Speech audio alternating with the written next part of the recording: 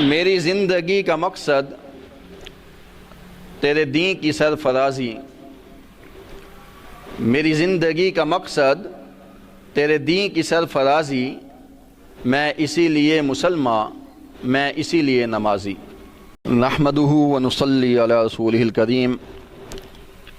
والصلاة والسلام علی سید الانبیاء والمرسلین، اما بعد فاعوذ باللہ من الشیطان الرجیم، بسم اللہ الرحمن الرحیم۔ قال اللہ تبارک و تعالی فی القرآن المجید والفرقان الحمید، هل يستوي الذین يعلمون والذین لا يعلمون۔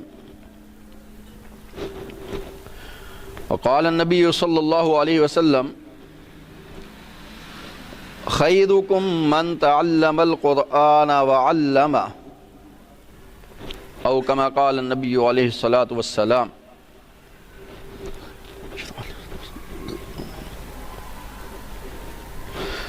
میرے عزیز طلباء کرام اور دوستوں اور بزرگوں، حضرت مولانا قاری نفیس صاحب کے کہنے پر آپ کے سامنے چند نصیحتیں کہہ لیں بیان کرنے آیا ہوں۔ اس میں ایک شاعر نے بہت اچھا شعر کہا ہے، میری زندگی کا مقصد تیرے دین کی سرفرازی، میری زندگی کا مقصد تیرے دین کی سرفرازی، میں اسی لیے مسلمان، میں اسی لیے نمازی۔ عزیز طلباء کرام اور علماء کرام، جس کی وجہ سے آپ صلی اللہ علیہ وسلم نے غزوہ احد میں اپنے دندان مبارک شہید کروائے، جس کی خاطر آپ صلی اللہ علیہ وسلم سفر طائف میں آپ صلی اللہ علیہ وسلم کے جوتے مبارک اور پاؤں مبارک لہو لہان ہو گئے، جس کی خاطر آپ صلی اللہ علیہ وسلم کو، آپ صلی اللہ علیہ وسلم کی 2 بیٹیوں کو طلاق ہوئی، جس کی خاطر آپ صلی اللہ علیہ وسلم کے سگے چچا سید الشہداء حضرت حمزہ رضی اللہ تعالی عنہ کے جسم کے ٹکڑے ہوئے، جس کی وجہ سے آپ صلی اللہ علیہ وسلم کے نواسے، جنت کے نوجوانوں کے سردار حضرت حسن اور حسین رضی اللہ تعالی عنہما خون میں تڑپتے رہے، اور خود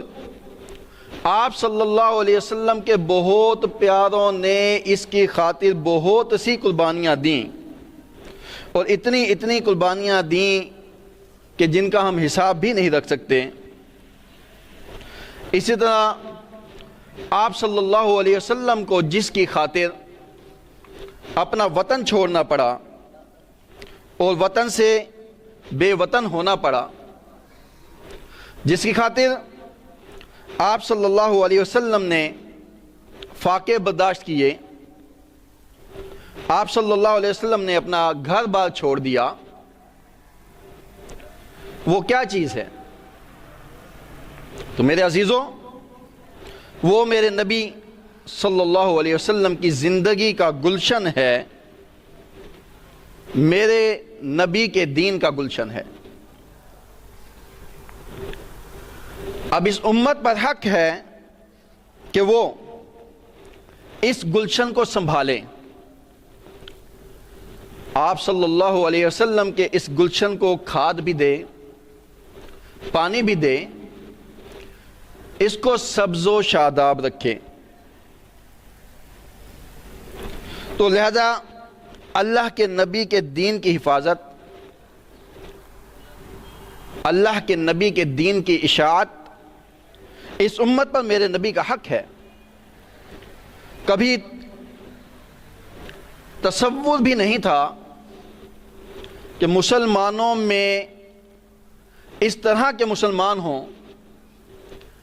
کہ وہ کاروباری بھی ہے، زارع بھی ہے، کاشتکار بھی ہے،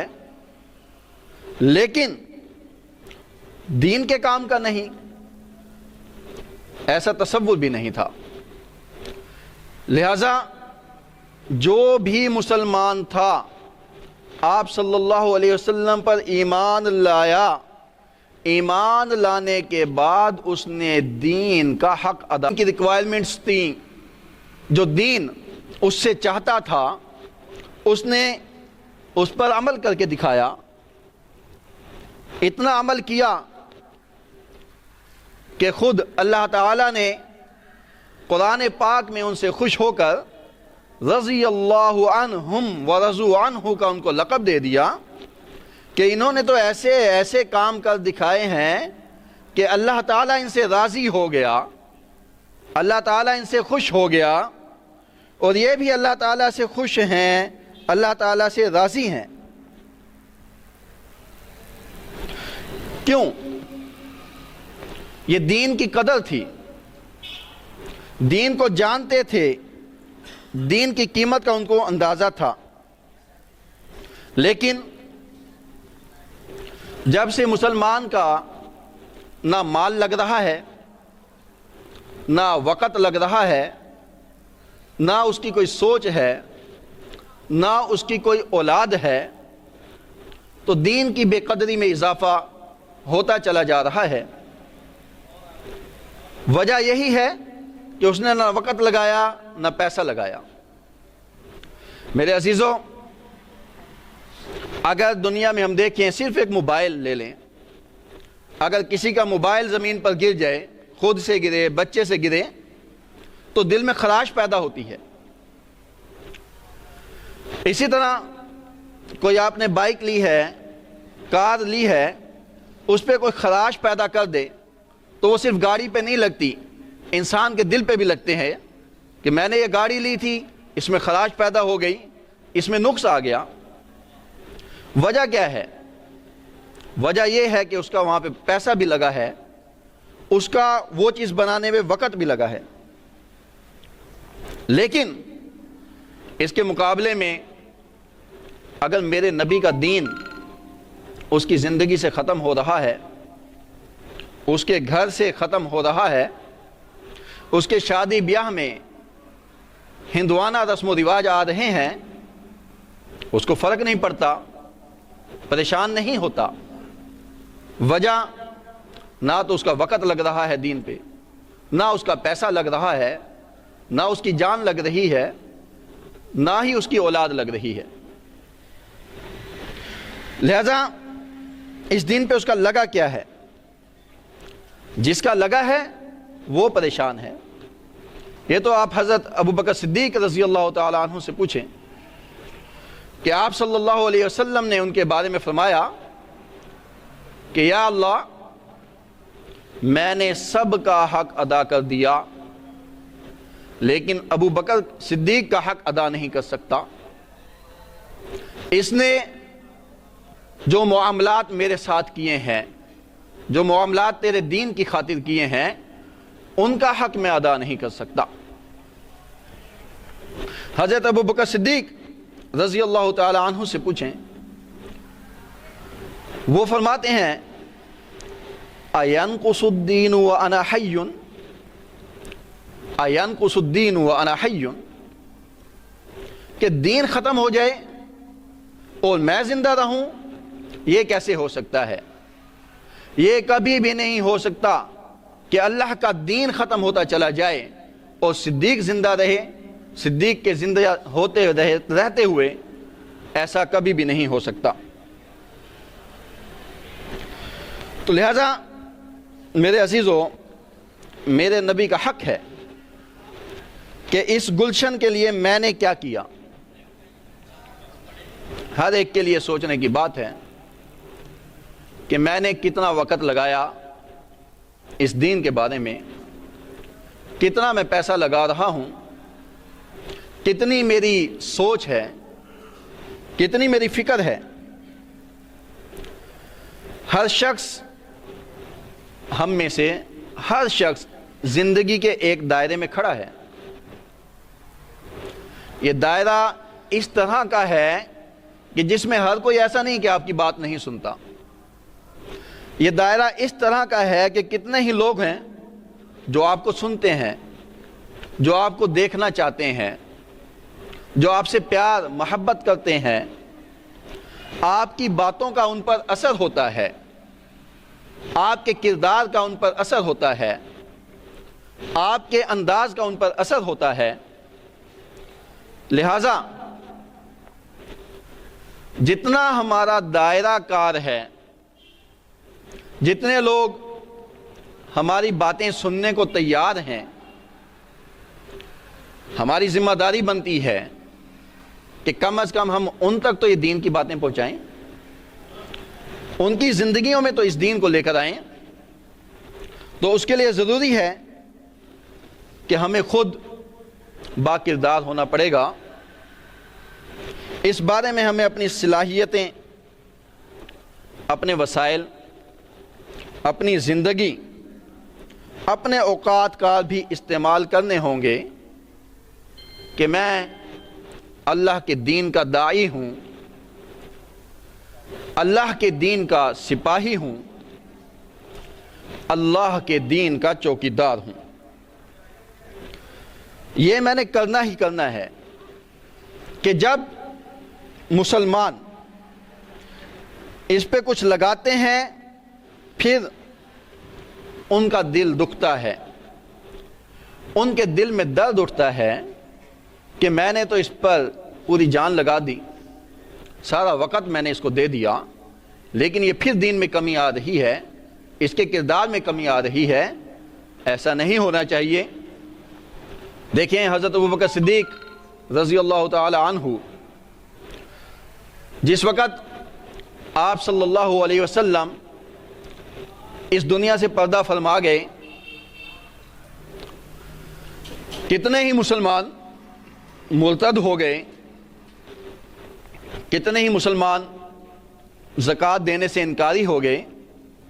مرتدین کا فتنہ کھڑا ہوا، مانعین زکوٰۃ کا مسئلہ بنا۔ حضرت ابوبکر صدیق رضی اللہ تعالیٰ عنہ کو یہ برداشت نہ ہوا کہ میں کچھ وقت لگاؤں، کچھ تیاری کروں، پھر اس کے بعد ان معاملات کو دیکھتے ہیں۔ نہیں، اسی وقت آپ رضی اللہ تعالیٰ عنہ نے ان کے خلاف اعلان جنگ کر دیا کہ میں ہوں اور دین کے کام پر عمل نہ ہو، ایسا نہیں ہو سکتا۔ یہاں تک کہ بعض روایات میں ہے کہ حضرت عمر فاروق رضی اللہ تعالیٰ عنہ نے بھی ان کو سمجھایا کہ ابھی اس کا وقت نہیں ہے، لیکن آپ رضی اللہ تعالیٰ عنہ نے ان کو بھی جواب دیا۔ تو روایات میں آتا ہے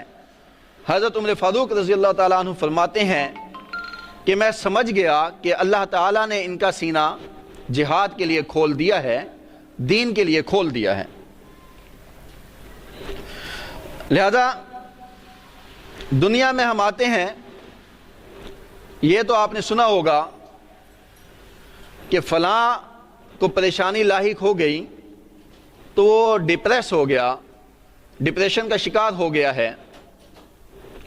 فلاں کے ساتھ فلاں حادثہ پیش آیا، اس کی راتوں کی نیند اڑ گئی ہے، فلاں کو فلاں مصیبت آ گئی، اس کی زندگی کا سکون چلا گیا۔ لیکن یہ کبھی نہیں سنا ہوگا کہ فلاں کے بیٹے کی زندگی سے دین ختم ہو گیا ہے اور وہ ڈپریشن کا شکار ہو گیا ہو۔ یہ کبھی نہیں سنا ہوگا کہ فلاں اس کی راتوں کی نیند اڑ گئی، ایسا کبھی نہیں سنا ہوگا۔ وجہ کیا ہے؟ وجہ یہی ہے کہ اس نے دین پر نہ وقت لگایا ہے، نہ ہی اس نے پیسہ لگایا ہے، نہ ہی اپنی اولاد کی اس طرح کی تربیت کی ہے۔ ساری بات کا لب لباب یہی ہے کہ یہ گلشن آپ صلی اللہ علیہ وسلم ہمیں دے کر گئے ہیں، اس کی ذمہ داری ہمیں دے کر گئے ہیں اور یہ فرما کر چلے گئے انا خاتم النبیین لا نبی بعدی، کہ میں آخری نبی ہوں، میرے بعد کوئی نبی نہیں آئے گا، لہٰذا نبی تو نہیں آئیں گے، لیکن آپ صلی اللہ علیہ وسلم فرما گئے کہ بھئی اگر تم اس قرآن کو تھامے رکھو گے مضبوطی سے تو کبھی گمراہ نہیں ہوگے۔ اب اس قرآن کو تھامنا، اس پر عمل کرنا اور دوسروں تک پہنچانا، یہ ہم لوگوں کی ذمہ داری ہے۔ اسی وجہ سے آپ صلی اللہ علیہ وسلم نے فرمایا خیرکم من تعلم القرآن وعلمہ، کہ تم میں سے بہترین وہ شخص ہے جو قرآن پاک کو سیکھے اور اس کو سکھائے۔ بہترین کی وجوہات بہت ساری ہیں، آپ لوگ جانتے ہیں کہ قرآن پاک سب سے بہترین کتاب، آپ صلی اللہ علیہ وسلم کا سب سے اعلیٰ معجزہ، اس کو جب ہم سیکھیں گے تو ہماری زندگی میں دین آئے گا، ہم دیندار بن جائیں گے تو کامیاب ہی کامیاب ہیں۔ لیکن ایک وجہ اور بھی ہے، دیکھیے آپ صلی اللہ علیہ وسلم کا جو قبیلہ، وہ قبیلہ سارے قبیلوں میں، وہ خاندان سارے خاندانوں میں معزز شمار کیا جاتا ہے۔ اس کے معزز ہونے کی وجہ وہ مادی تعلق ہے کہ آپ صلی اللہ علیہ وسلم کا وہ خاندان ہے، لیکن ہمارا تعلق، ہم اس نسل سے نہیں آ رہے، سید سے نہیں آ رہے، لیکن ہمارا تعلق آپ صلی اللہ علیہ وسلم کی ذات کے ساتھ روحانی ہے، اور روحانی تعلق مادی تعلق سے کہیں زیادہ مضبوط ہوا کرتا ہے، اور روحانی تعلق اسی قرآن پاک اور اسی دین کی وجہ سے ہے۔ لہذا اسی وجہ سے آپ صلی اللہ علیہ وسلم نے فرمایا کہ تم میں سے بہترین وہ ہے جو قرآن پاک کو سیکھے اور اس کو سکھانے والا ہو۔ ہم لوگوں پر اللہ تعالیٰ کا بہت بڑا احسان ہے، ہم جتنا بھی اس کا شکر ادا کریں ادا نہیں کر سکتے، کہ اللہ تعالیٰ نے ہم کو مساجد میں بٹھا دیا، اللہ تعالیٰ نے ہم کو مدارس میں بٹھا دیا، اللہ تعالیٰ نے ہم کو خانقاہوں میں بٹھا دیا۔ لہٰذا اب ہماری ذمہ داری ہے کہ آپ میں سے بھی کتنے کوئی مساجد کے امام ہیں، کوئی مدارس میں درس و تدریس کا کام کر رہے ہیں، تو دین کے مختلف شعبے ہیں، ان مختلف شعبہ جات میں آپ لوگ گئے ہیں، تو لہٰذا یہاں پہ جمع کرنے کا مقصد بھی یہی تھا کہ ہم آپ لوگوں کا دیدار کر سکیں اور آپ لوگوں سے ملاقات کر سکیں، اور ساتھ ہی ساتھ جو ہم لوگوں کے پڑھانے کا مقصد ہے اس مقصد کو دوبارہ سے آپ کو یاد کرا سکیں۔ تو ماشاءاللہ کچھ لوگ تو آپ میں سے کام کر رہے ہیں، کچھ ایسے بھی ہیں جو پڑھ تو گئے یا